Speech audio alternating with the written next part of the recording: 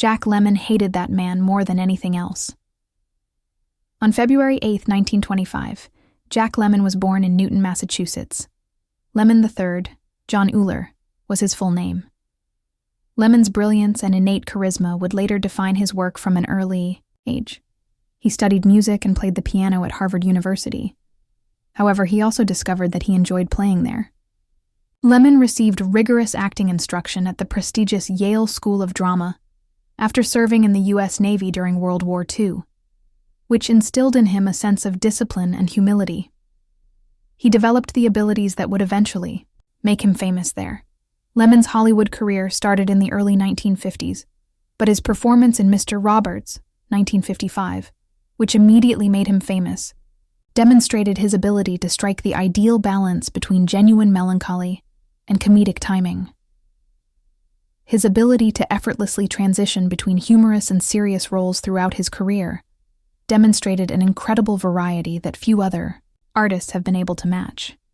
He is still well known for his collaborations with filmmaker Billy Wilder on films such as The Apartment, 1960, and Some Like It Hot, 1959. Lemmon won accolades from critics and enduring admiration from audiences for his portrayal of Jerry, a musician who disguises himself as a woman to elude gangsters in Some Like It Hot.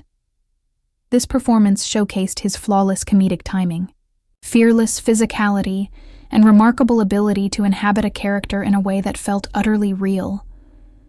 Lemmon further solidified his reputation as an emotionally expressive actor by playing the role of C in The Apartment. Through humor, openness, and quiet strength, C, Baxter navigates a socially complex world. Lemmon's skills extended beyond humor.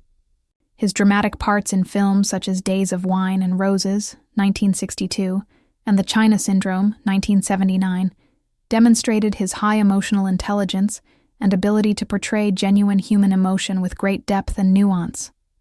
Lemmon's portrayal of an alcoholic man in Days of Wine and Roses earned him a nomination for an Academy Award for Best Actor. It was horribly honest and heartbreaking. His performance in Save the Tiger earned him the 1973 Oscar for Best Actor, demonstrating his versatility. The role demonstrated his ability to convey moral quandaries, vulnerability, and internal turmoil with equal parts dignity and honesty. Off-screen, Jack Lemmon was well liked by his friends, admirers, and co-workers because of his intelligence, friendliness, and humility. Despite his fame, he avoided the excesses and scandals that were common among Hollywood stars of his era and maintained a modest and private personal life. He was highly regarded by his contemporaries, who commended his professionalism, kindness, and dedication to the art form in addition to his acting prowess. Lemmon collaborated with other film stars, such as Walter Matthau, with whom he created one of the most well-known on-screen duos in cinematic history, to create some of the most iconic scenes in American cinema of the 20th century. Their roles in films such as The Odd Couple, 1968, and Grumpy Old Men, 1993, demonstrated their mutual talent, affection, and respect for one another. They were buddies for many years. Over his career, Lemmon received numerous honors, including numerous Emmys, 2 Academy Awards, and 6 Golden Globes. He produced a remarkable variety of work during the course of his more than 50-year career. Nevertheless, Lemmon's enduring influence lies not in the accolades and recognition he garnered, but rather in his capacity to engage viewers with comedy, empathy, and the nuance of his performances. He was an emotional truth expert. He had the ability to make people think, laugh, and cry, often in the same moment. Few artists possess this uncommon talent. Jack Lemmon's 2 marriages demonstrate how intricate and loving his personal life was. In 1954, he married actress Cynthia Stone for the first time, and the two had a son named Chris Lemmon. Despite having a bright beginning, the marriage ended in divorce. Lemmon's perspective on family and relationships was altered by this pivotal moment in his life. Even after they split up, Lemmon continued to be a devoted father to Chris, supporting him through the challenges of growing up in the limelight of a Hollywood celebrity. Chris Lemmon would go on to become an actor, just like his father. By sharing memories and professional experiences, this improved the father-son relationship. Actress Felicia Farr was Lemmon's true love after his first marriage ended, and the two were married on August 17, 1962. As Lemmon was filming Irma la Douce, which demonstrated his versatility as an actor and his commitment to his work despite going through significant personal events, they got married in Paris, the city of love. Lemmon's life stabilized after he married, and he and his spouse supported one another. Courtney Lemmon, their daughter, was born in 1966. Lemmon had always loved his family life, and this made it much better. Felicia Farr's daughter Denise, from her previous marriage to actor Lee Farr, had Lemmon as a stepfather. He did this to demonstrate his ability to love, accept, and be patient with all members of a diverse family. Jack Lemmon had numerous personal and enduring relationships in the entertainment industry in addition to his close family. Among the many celebrities he was close to were Kevin Spacey and Tony Curtis. Through their shared experiences on movie sets, their appreciation of one another's abilities, and their love for one another that went beyond their collaboration, they developed relationships. Lemmon frequently found emotional support, camaraderie, and a sense of community in these ties, in a sector that is notorious for its stress and unpredictability. Despite his hectic work and family responsibilities, he maintained these bonds. This demonstrates his warmth and kindness in both his personal and professional circles. More than any other performer, Jack Lemmon was adored and utilized by Hollywood. He was renowned for his unquestionable talent, charisma, and wit. However, there was a side that few people saw behind the amiable public persona, a side that was characterized by intense personal affections for some coworkers. One of the most obvious indications of this was his friendship with Paul Newman. Lemmon claimed that his sentiments for Newman were the strongest he had ever experienced, despite the fact that many people adored him for his charisma, talent, and altruism. Lemmon once stated in an interview, "I cannot stand him. No one else gets under my skin like he does." I've never felt this way about somebody in my entire life. Although Lemmon may have felt worse due to Newman's rapid ascent to prominence and unceasing public acclaim, Lemmon did not despise him merely because he was envious of his accomplishment. Rather, it appeared to be a combination of personal issues, professional rivalry, and perhaps the minor annoyances that accumulated over time in the close-knit, high-pressure environment of Hollywood. According to reports, Lemmon found Newman's social elegance, which many admired, to be annoyingly phony and arrogant. He once remarked, "It's not that he's bad at what he does. I find it annoying because he makes it seem so simple that the rest of us feel foolish." It was fascinating to observe how Lemmon's hatred demonstrated his perfection and sensitivity. Among his colleagues, Lemmon was renowned for his exceptional skill. He held himself to a high standard and demanded that others follow suit. Conversely, Newman can come across as easygoing and uninterested in the same little matters. This was more than just a difference in style, in Lemmon's opinion. As an actor, it contradicted everything he held dear. He freely stated, "I've worked with many people, and some annoy me, some frustrate me. But Newman, he gets under my skin, more than anyone, and it's a constant irritation I can't shake." Even when they were in public, when actors frequently put on a front of camaraderie, Lemmon's intimate friends could sense his feelings for Newman. He would narrate tales of their interactions with a mixture of surprise and annoyance, frequently tinged with a trace of comedy that suggested more intense rage. "You know, when someone's just too perfect in every way, and it drives you insane," he replied. "That's enough Paul Newman for me. I make an effort to be kind. I'm terribly upset, but I try not to show it." The contrast between Lemmon's genuine regard for other actors and his dislike of them is another intriguing aspect of this relationship. He could be liked, admired, and collaborated with.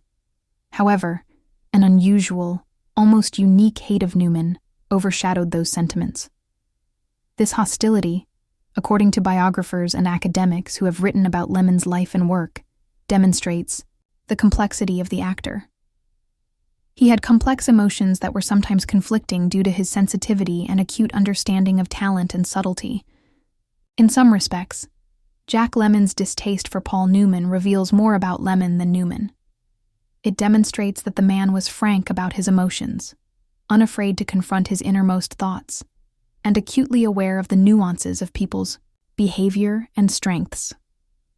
Lemmon is direct, truthful, and obviously genuine when discussing Newman. No one in my life or in this business has made me hate someone as much as I hate him. The only person who can make me feel all of my hatred, jealousy, and anger is him. And I can't get away from it completely. In December 2000, Jack Lemmon, a well-known and multifaceted actor with over 50 years of experience, was admitted to the hospital due to a serious case of diverticulitis. This illness causes inflammation or infection of tiny pouches in the digestive tract, which can result in fever, excruciating abdominal discomfort, and other major issues. Coworkers and admirers were concerned about Lemmon's health at the time. He had long been respected for his professionalism, modesty, and longevity in Hollywood, in addition to his comedic brilliance and dramatic nuance on screen. Lemmon remained committed to his job and to receiving recognition for his contributions to cinema, despite his hospital stay. During this period, he was honored with the exclusive Hollywood Women's Press Club Buddy Rogers Legend Award, which was a heartwarming and inspirational occasion. The renowned and esteemed actress Angela Lansbury presented the award, which recognized significant achievements and enduring impacts in the entertainment industry. Lemmon was unable to accept the award in person due to illness, so he did so over the phone. This demonstrated his ties to the Hollywood community and his ability to receive compliments politely, even in the face of adversity. This demonstrated not only his commitment to his work, but also his admiration and respect for his colleagues and the company that had influenced his life and career. Lemmon's health issues persisted in the months that followed. Only a few months after his initial hospitalization, he was admitted again in May 2001. This time, he developed pneumonia, a potentially fatal lung infection. While Lemmon was in the hospital, he had liver surgery. This was required to address the issues brought on by his persistent medical issues. This instance demonstrated Lemmon's deteriorating health in the final year of his life. Even though these issues were challenging, they strengthened his determination and inner fortitude. He approached them with the same dignity and bravery that had characterized both his personal and professional lives. On June 27, 2001, at approximately 9 p.m., John Wayne actor Jack Lemmon passed away at the USC Norris Comprehensive Cancer Center. He was 76. He fought bladder cancer for 2 years in secret, mostly shielding the public from the severity of his condition until his death. Lemmon's decision to conceal his illness demonstrated his caution and modesty. Additionally, he wanted to spare his loved ones and supporters from worrying about him during the agonizing personal struggle of a fatal disease. An era in Hollywood came to an end with his passing. He left behind incredible performances, a great deal of praise, and the enduring admiration of filmmakers, performers, and viewers worldwide.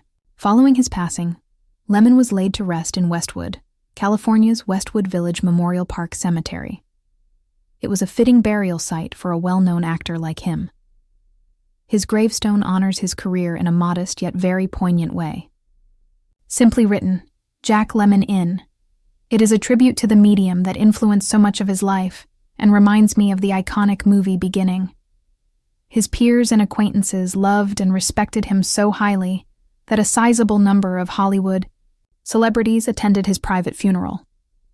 Among the mourners were actors Kevin Spacey, Gregory Peck, Sidney Poitier, Kirk Douglas, and Michael Douglas, actresses Shirley MacLaine and Catherine Zeta-Jones, and renowned director Billy Wilder.